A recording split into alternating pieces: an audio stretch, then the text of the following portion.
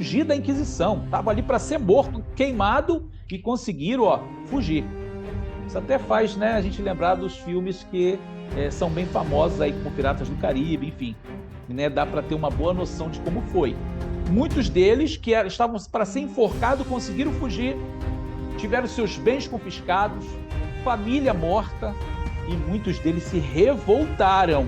Então, se uniram aos Buccaneers, que são os piratas, e vamos saquear. Será que realmente você conhece, de fato, todos os pontos da história?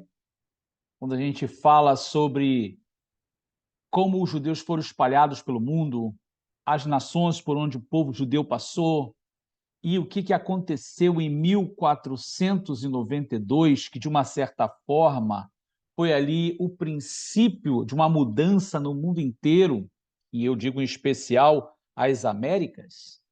O que aconteceu ali no Caribe, que muita gente conhece pelos filmes, né, como Piratas do Caribe. Será que eram apenas piratas?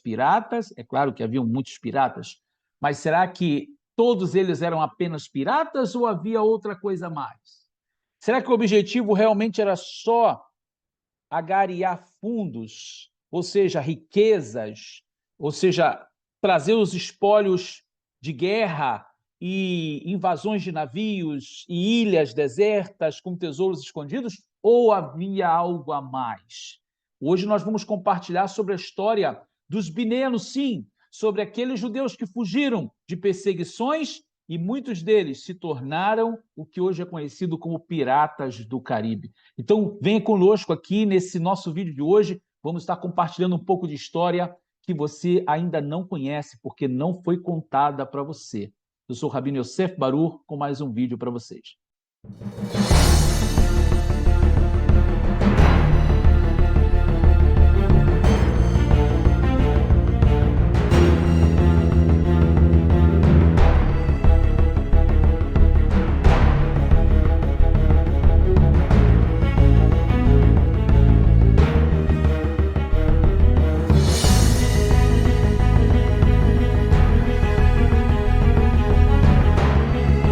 Shalom, shalom, queridos amigos, estamos de volta com mais um vídeo para vocês, mais um trabalho, e esse é realmente um trabalho de pesquisa, um trabalho buscando informação, fontes seguras. Nós vamos compartilhar as fontes com vocês aqui, tá? Esse vídeo não é um vídeo de achismos, eu penso que, eu acho que, não, são fatos reais, tá? E a gente vai trazer as fontes para vocês da pesquisa onde foi feito.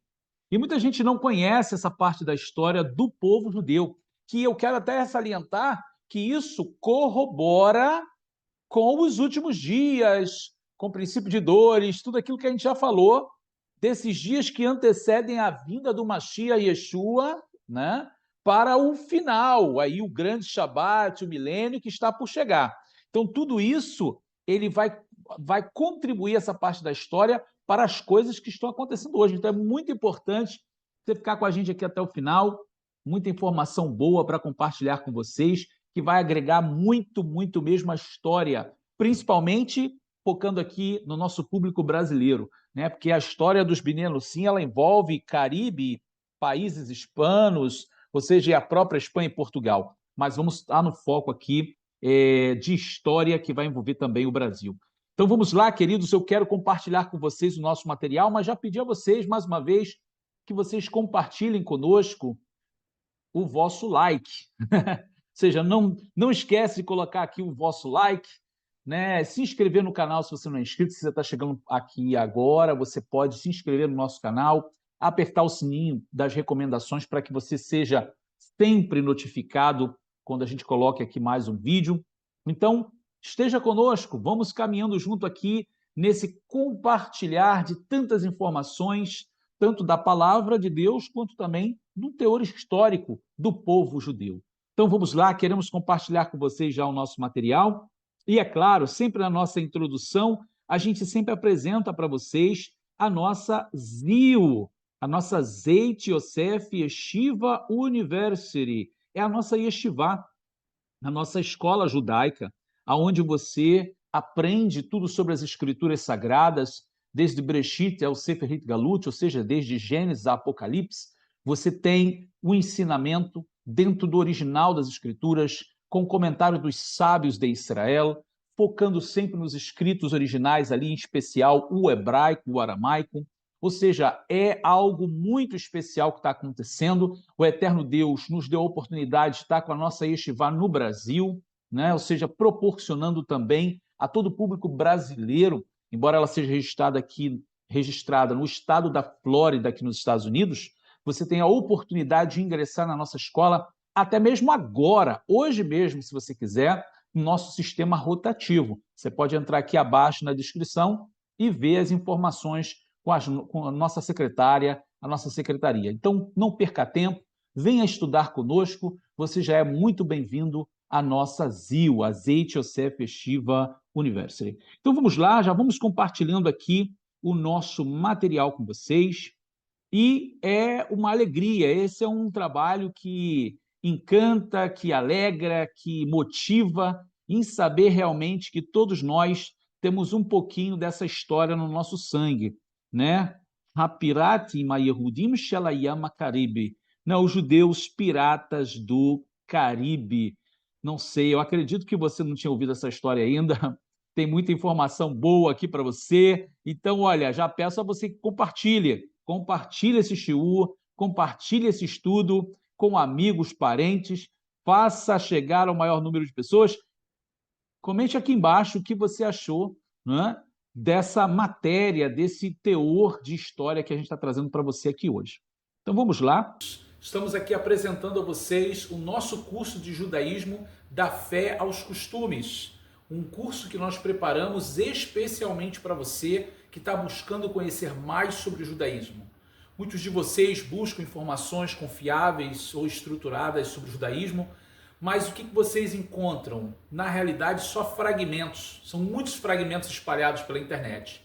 No meu curso, eu reúno todos esses conhecimentos de uma forma organizada e fácil, onde você pode absorver o conhecimento de uma forma muito tranquila e sim adquirir mais conhecimento sobre todo esse universo do judaísmo que você tanto busca.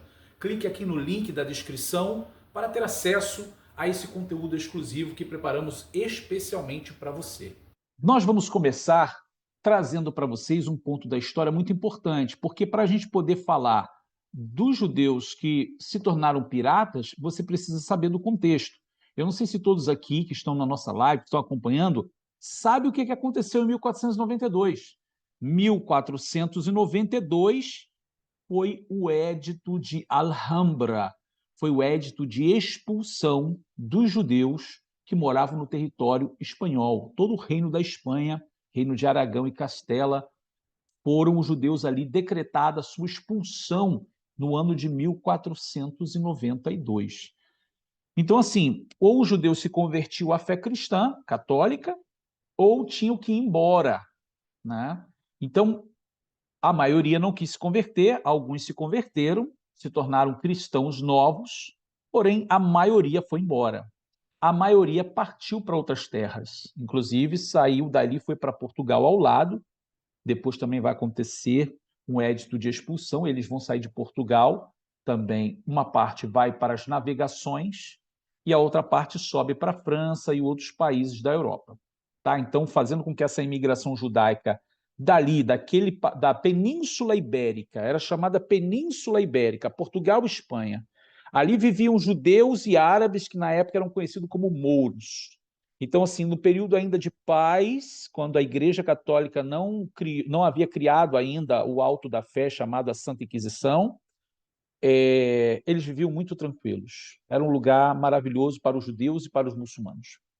A partir do momento que veio a Inquisição, aí se estabeleceu obrigatoriedade de conversão ou expulsão. E aí acabou esse momento de ouro, chamado o momento de ouro do judaísmo sefaradita, também conhecido como judaísmo andaluzo, né, que é a chamada Andaluzia, né, para os cristãos, Al-Andalus para os muçulmanos e Sefarad para os judeus. Então vamos ver aqui no nosso slide, aonde o rei Fernão de Castela e Aragão, mais a esposa dele, a rainha Isabel, conhecida como Rainha Isabel a Católica, vão aceitar a proposta da Igreja de Roma, né? Ali o o Torquemada, né? Que vem trazendo a proposta de obrigatoriedade da conversão forçada de judeus, tem que eliminar os hereges do reino, e então eles vão aceitar isso, e, lamentavelmente, os judeus terão que ir embora, vão ter que sair da Espanha. Só que muita gente não conhece essa parte da Espanha, por quê? Faz uma análise comigo muito rápido. O que é dito na história brasileira? O que a gente estuda na escola no Brasil? Que o Brasil foi descoberto em 1500. Lembram disso? Por Pedro Álvares Cabral, 1500. Ora, se você vê que o edito de expulsão foi em 1492, então você tem apenas 8 anos para o descobrimento oficial do Brasil. Então você tem o edito de expulsão em 1492 da Espanha, que foi muito marcante. Um pouco tempo depois foi a expulsão de Portugal. Então você tem essa margem de ano para ver que realmente aquela população judaica que sai da Espanha e de Portugal também vão aproveitar ou seja, as caravelas que vão ser lançadas para a descoberta do Novo Mundo, né, que é o empreendimento das grandes navegações, com personalidades como Cristóvão Colombo, Pedro Álvares Cabral, mais tarde com Cortés, todos esses com grandes caravelas que saem de Portugal, que saem de Espanha. A história apenas vai contar o aspecto político, o aspecto social, mas não aborda realmente a fundo parte da história que não é contada, que é a fuga das famílias judias hispanas e portuguesas, saindo de Espanha e Portugal, indo com as caravelas para a descoberta do Novo Mundo. Então, vou trazer aqui para vocês muitas informações sobre esse tema. Então, fica com a gente aí, mais uma vez, eu peço o like de vocês e que vocês compartilhem, tá? Vamos aqui, olha, adentrando. Então, é muito importante lembrar que quando, nesse período, eles estão sendo expulsos, é o mesmo período em que Cristóvão Colombo vai receber o financiamento também para as grandes navegações. Também em Portugal, Pedro Álvares Cabral está recebendo também investimento da coroa, mas não era só a coroa que estava investindo. Muitos judeus financistas, muitos judeus que tinham posses, também estavam investindo nessas grandes navegações, até mesmo porque isso serviu para eles também fugirem da Inquisição. Né? Dentre eles está a figura muito conhecida de um grande rabino para o judaísmo até os dias de hoje, que é o Dom Yitzhak Abarbanel, também conhecido como Isaac Abravanel. Então, ele era um grande rabino, o seu material, o seu conteúdo que ele escreveu de comentários da Torá, até hoje é estudado nos estudos da Torá. Então, isso é muito relevante. E ele financiou, ele participou desse projeto de financiamento também das grandes descobertas, grandes navegações e descobertas do Novo Mundo. Então, aí, essa imagem que vocês estão vendo aqui são os judeus expressando, né, ilustrando a saída dos judeus de uma das cidades da Espanha. Bom, vamos continuar aqui, porque a gente vai representar isso aqui. Isso aqui é literalmente a foto do decreto de Alhambra, o decreto de expulsão dos judeus da Espanha. E, bom, é isso aí, é como a gente está falando, financiar as descobertas e desaparecer, porque não tem mais espaço no território da Península Ibérica, nem Espanha e Portugal para os judeus. Tiveram que fugir, tiveram que sair. E o que isso vai ocorrer? Você olhando para esse mapa aqui, você vê, né, a dispersão do povo judeu. Aí os círculos que vocês estão vendo era onde se concentrava a maior parte. E as setinhas é para onde eles estão começando a ter que fugir. Então, de vários lugares, ou seja, de Portugal, Espanha, para vários lugares, como o norte da África, né? Você tem França, você tem ali, ó, para as Américas, no caso é o descobrimento do Novo Mundo, Grécia, você tem a Ásia Central ali, indo para os países árabes, enfim, toda essa dispersão de judeus Sfaradim, que são os judeus de Portugal e Espanha, os Ashkenazim, que são ali da Europa Oriental, Alemanha, Polônia, o Império Austro-Húngaro, né? Os Mizrahim, que são os judeus que se estabeleceram nos países árabes, e assim nós temos as diásporas, né, dos judeus que fugiram. Bom, essa figura que vocês estão vendo aqui, quem ele é? O Cristóvão Colón, conhecido como Cristóvão Colombo no português. Ele era judeu. Eu não sei se você sabia disso. Ele era judeu, seu nome hebraico era Moshe Yonah, e a partir do decreto de Alhambra, em 9 de abril de 1492, ele vai também sair com as caravelas. Por que o nome dele é Cristóvão Colón? Então, na realidade, ele era um cristão novo, ou seja, ele era um judeu convertido à força ao cristianismo. Então, esse era o nome cristão dele, Cristóvão Colón, e o nome hebraico dele era Moshe Yonah. Então, assim, ele também vai conduzir as caravelas para a descoberta do Novo Mundo, levando muitas famílias judias sefarditas com ele, né? Aqui nós temos um mapinha rápido. Quando você olha para essa linha vermelha, você vai ver a setinha, olha, a setinha saindo daqui, né? No caso aqui da Espanha, você tem a setinha vermelha passando pela ilha, as Ilhas Canárias, aí, olha, vem por aqui, essa é a primeira viagem. Chega aqui em São Salvador, passa aqui por Cuba, né, aonde hoje você tem Dominicana e Haiti, aí Porto Rico, e aí ele volta, olha, voltando no ano seguinte, em 1493, passa perto do Açores e volta para a Espanha. Então, essa foi a primeira viagem, né, que ele fez, que ele empreendeu. Aí nós temos a segunda viagem, que é o Verdim. Olha o Verdim, olha. Ele novamente passa pelas Ilhas Canárias, né, isso já em 1493, volta, chega aqui a Dominicana, aí novamente passa por Porto Rico, a ilha aqui espanhola, passa por Cuba, dá a volta pela Jamaica, novamente Porto Rico, aí aqui novamente Dominicana, e volta aqui já em 1496, né, retornando aqui para a Espanha. Aí você tem a terceira viagem, que vai ser esse azulzinho, o cinza, né? Aqui, novamente, passando pela Ilha da Madeira, passando pelas Ilhas Canárias, arquipélago de Cabo Verde, ele chega aqui a Trinidad, passa novamente aqui por Dominicana, chegando a Cuba, passa por Jamaica, e depois, essa aqui, na realidade, é a terceira viagem, aonde eles permanecem. Depois vem uma outra saída, que é a quarta viagem de Azulzinho aqui. Tá vendo? Então, todas essas viagens que você está vendo aqui, era uma oportunidade de trazer mais famílias, famílias vindo, fugindo da Inquisição, fugindo da igreja. Isso vai fazendo com que em cada ponto, Jamaica, Bahamas, Havaí, cada uma dessas, ou seja, Dominicana, Cuba, a Curaçao, todas as ilhas do Caribe, você tem ali as Ilhas Canárias, você tem a Ilha da Madeira, todas essas ilhas ali, elas começaram a ter judeus que chegaram para viver nessas ilhas, né? Para viver nesses lugares. Por quê? Fugindo lá da Espanha, fugindo também de Portugal. Então, isso é muito interessante porque, lamentavelmente, a história contada nas escolas vai focar apenas na parte financeira, parte social, não vai abordar muito a questão da religiosidade, porque falar aqui da dispersão do povo judeu também é envolver a parte religiosa, né?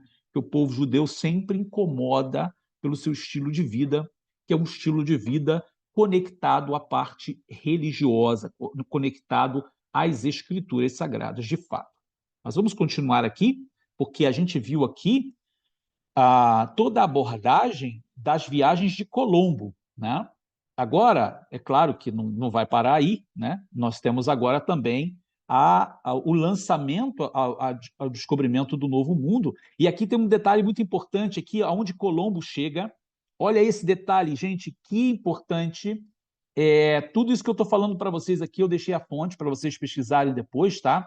Vocês estão vendo essa pessoa aqui, nessa figura, que está com um bastão aqui na mão. Aí você tem aqui o primeiro contato com os indígenas da terra, né? Quem era essa pessoa que está aí?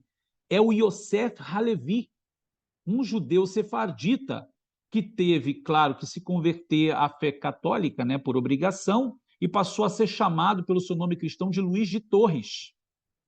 Então, o famoso Luís de Torres, que acompanhou Cristóvão Colombo e foi o primeiro a descer do barco para falar com os indígenas, era o nosso querido Yosef Halevi, né? Judeu, do povo judeu, sabia falar, segundo o registro histórico, hebraico, aramaico, ladino, espanhol, latim, grego antigo, turco e árabe.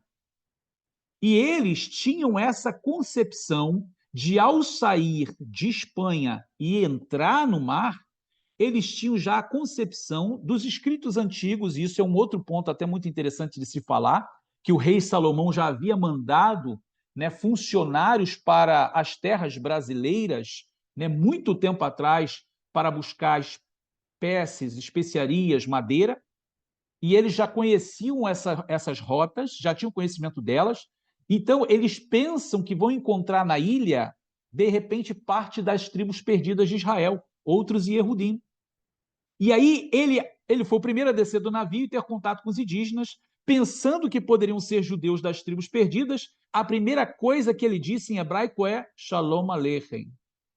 Porém, claro que os indígenas não responderam em hebraico, por mais que está registrado nos livros, ou seja, nos registros que eles fizeram, que muitos deles tinham costumes que lembravam costumes judaicos.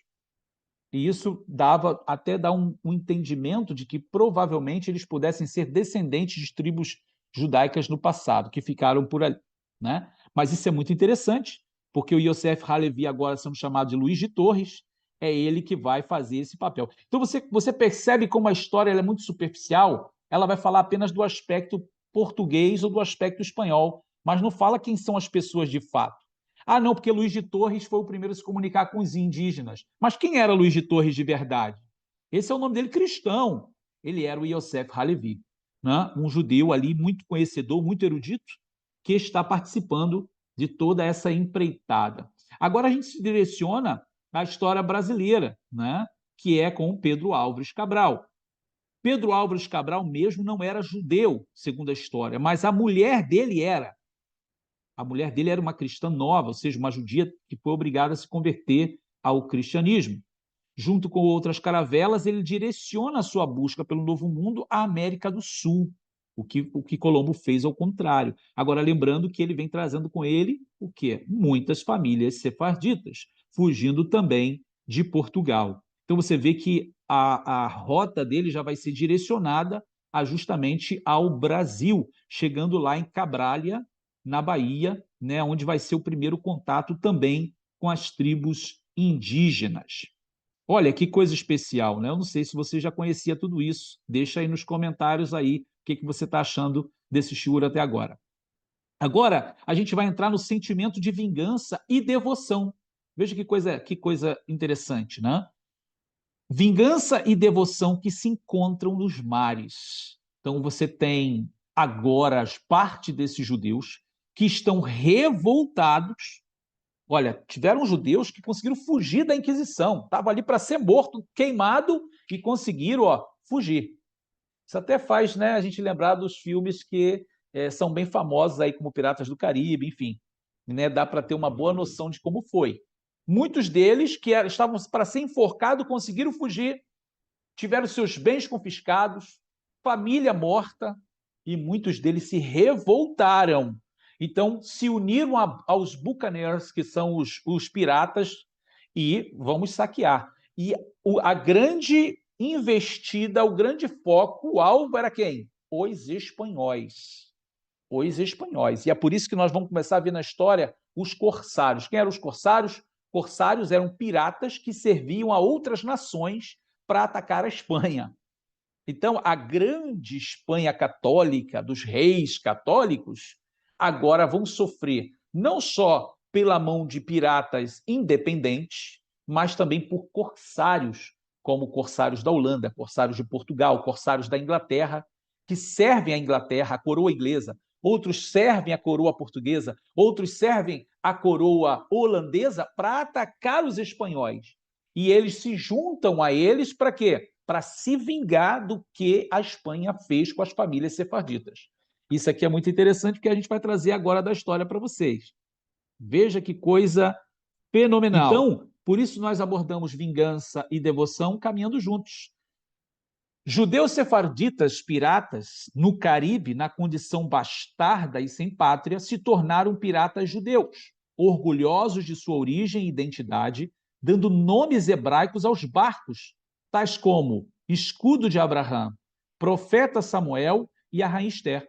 Veja que coisa interessante. Havia navios, você sabe que os navios tinham ali pinturas, desenhos, esculturas, e nos navios em que esses judeus ali eram os líderes, eles colocavam o escudo de Abraão, Profeta Samuel, Rainha Esther. Velhos cemitérios judaicos espalhados na Jamaica, Curaçao, Barbados e outras ilhas selam com suas sepulturas inscritas em hebraico. Nós vamos ver fotos aqui ainda hoje. Concomitante ao símbolo pirata da caveira com dois ossos entrelaçados. A presença desses bravos judeus desde o descobrimento do novo continente. Então veja aí, tem até o símbolozinho aí de uma Magen David entrelaçada com ossos, né, de caveira ali. Então, olha, esse mapinha você consegue ver todas essas bandeiras que aí estão. Todas essas bandeiras são piratas independentes e corsários. Olha a quantidade de piratas. Ou seja, você tem aqui, olha, o que hoje é a Flórida, né? Então essa parte aqui é a parte norte aqui dos Estados Unidos, Louisiana, né? Temos aqui os nomes antigos aqui. Aqui já é o México. Então aqui você tem a ilha de Cuba e aqui a parte onde hoje é Dominicana e Haiti. Você tem Jamaica aqui e você está tendo, você vê as ilhas menores. Vocês estão vendo as ilhas menores? Essas são as ilhas do Caribe. Quando a gente fala Caribe, a gente está falando de toda essa região, né? Cuba, Dominicana, Haiti, Jamaica, todas essas outras ilhas aqui, Bahamas, Havaí, todos eles aqui são, isso tudo é o Caribe, tá? Então aqui sim, aqui era o lugar de atacar as grandes navegações aqui de exploração da Espanha, principalmente, né? Então, vamos conhecer um pouquinho mais sobre isso.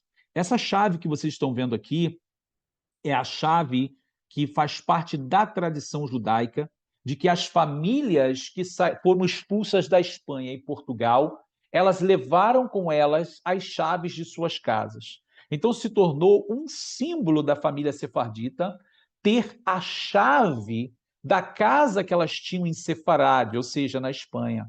Então essa chave ela acabou se tornando símbolo do judaísmo sefardita. Ou seja, as famílias que mantinham, né, toda a história da família, mantendo aquela chave de geração em geração, com o desejo e a esperança de um dia retornar a Sefarad, de um dia retornar para aonde elas foram expulsas, né, de onde elas foram expulsas. Então, é muito importante você conhecer essa parte da história e uma parte da tradição do povo judeu, né? E também eles levavam consigo Torá, eles levavam os livros sagrados em forma de rolo dentro dos navios. Preservavam o Shabat, não lutando nesses dias santificados, e em algumas ilhas montavam pequenas sinagogas em solo arenoso, para não se fazer muito barulho. Entre os piratas judeus portugueses mais notáveis se destacam nomes como Dom Moisés Cohen Henrique e seu irmão Abraão, que se alinharam ao almirante holandês Piet Heine em 1628. O rabino Samuel Palat, você vai ver uma imagem dele, judeu marroquino, amigo pessoal do príncipe holandês Maurício de Nassau, que tinha bandeira holandesa em sua nau com tripulação marrana. Quando a gente fala tripulação marrana, estamos falando de tripulação de judeus. Também o judeu francês Jean Lafitte, que ajudou Andrew Jackson a derrotar os ingleses na Batalha de New Orleans, em 1815. E também Jacob Machar e sua esposa Débora. São aqui personalidades desse período pirata. Aqui você vê duas imagens. A da esquerda é o Jean Lafitte, o judeu sefardita, né? E a outra é o rabino Shemuel Palat, era um rabino pirata, né? Tinha ali no barco dele como se fosse uma sinagoga, né? O corsário Sinan Reis, conhecido como o Grande Judeu, nasceu na Turquia primeiro ajudante do famoso pirata Barba Ruiva, ou todos vão conhecer aqui como Barbarossa. Barbarossa seria esse pirata ruivo. Atuava no mar Mediterrâneo, sendo nomeado depois como supremo comandante da marinha do sultão otomano, né? David Abravanel, descendente de rabinos espanhóis, fugindo da Inquisição, literalmente ele é o parente lá do Silvio Santos, né? Fugindo da Inquisição, veio para as Antilhas, se tornando bucaneiro, palavra bucaneiro para pirata, que juntamente com os ingleses assolou as costas sul-americanas, utilizando o pseudônimo Capitão Davis, comandando uma bonita nau caravela chamada de Jerusalém, que tinha a característica de não atacar no Shabat, seus alimentos eram rigorosamente kasher, com documentos de viagens escritas em hebraico, ou seja, em caracteres hebraicos. O capitão Davis era amigo do filho do corsário Sir Francis Drake e estabeleceram uma aliança anti-espanhola que ficou conhecida como Fraternidade da Bandeira Negra, Black Flag Fraternity. O judeu Yaakov Curiel possuía 3 barcos corsários e, em certa época, ele abandonou suas atividades de bastardo, viajou para Israel, onde se dedicou ao estudo da Kabbalah em Safed, Tzfat, em 1534 a 1572, sendo aluno do grande rabino Yitzhak Luria, junto a quem foi enterrado a pedido deste. Então, isso é muito interessante, porque ele abandonou, em certo tempo da vida, a vida de pirata e foi para a terra de Israel, fez ali a sua teshuvá e ali ele morre na terra de Israel. Simão Fernandes escapou da Inquisição e se juntou a um grupo de corsários e bucaneiros, né? Ou seja, piratas. Também outro judeu chamado Simão Fernandes. E aqui eu trago para vocês algumas imagens de túmulos lá da área das ilhas do Caribe que estão escritos em hebraico. Esse aqui, por exemplo, olha, você vê aqui, olha, Rafael Nêmia, e aqui ele diz, olha, o mês aqui, olha, tá vendo aqui? De Nissan. Nissan do ano 5477. Então, aqui você vê, ou seja, o símbolo pirata, mas datando datas hebraicas, embora aqui não está escrito em hebraico. Já essa lápide você vê escrito em hebraico. Está muito ruimzinha a imagem, você vê a caveira aqui pirata, mas você vê os escritos em hebraico. Nós vamos ter essa aqui, por exemplo, está melhor para ver os escritos em hebraico. Isso também no cemitério da Jamaica, foi encontrado também no cemitério judaico da Jamaica, onde você encontra túmulos piratas. Esse aqui também, você vê aqui em cima, escrito ali, olha, em 26 de Adar de 5.453, né? Sua alma goza de glória. Então, olha aí, ó, correspondente ao ano de fevereiro, tá vendo? Aqui você tem os ossos e ali em cima você tem a data hebraica também no cemitério da Jamaica. Aqui é outro túmulo parecido com aquele, você tem a parte de cima escrito em hebraico e a parte de baixo aqui já escrito em português. Esse aqui é o do Moisés Cohen Henriques, aquele que a gente viu lá, né? Dom Moisés Cohen Henriques, era um Cohen e aqui está o túmulo dele. Esse outro aqui também não dá para a gente definir muito quem é, mas você está vendo aqui a caveira e os escritos em hebraico. Essas são outras lápides de piratas dos cemitérios ali da região do Caribe. Veja que essa aqui também ela está bem mais definida, né? Dá até o dia que a pessoa morreu, segunda-feira, 5 de Nissan, de 5.509. Né? Aqui você tem o selo aqui da escrita em hebraico, né? Também no cemitério da Jamaica. Veja essa outra aqui também. Aqui ele diz, ele é filho de Yehoshua, enfim, não dá para ler muito bem porque está muito embaralhado. E aqui outra lápide. Bom, queridos, aqui você tem as fontes, tá? Da onde a gente trouxe tantas informações. É claro que existem outros detalhes, mas aqui o objetivo foi abordar esses temas tão importantes, né? Imagens tão interessantes e conceitos da história que muita gente não conhecia e está conhecendo hoje. Tá bom, queridos? Assim nós vamos chegando ao final do nosso shiur e desejando a vocês aí que vocês possam prosperar na presença de Deus e não se esqueça de dar aquele like, compartilhar o vídeo. Pedimos a vocês que vocês compartilhem, se inscrevam se não é inscrito. Muito bem, queridos, vamos chegando ao final do nosso shiur de hoje, aqui falando sobre os judeus piratas do Caribe, nessa história que não foi contada, né, mas que a gente está compartilhando com vocês aqui. Que o Eterno abençoe a todos. Vamos terminando por aqui e nos vemos no nosso próximo vídeo. Shalom, Uvrahá, shalom a todos.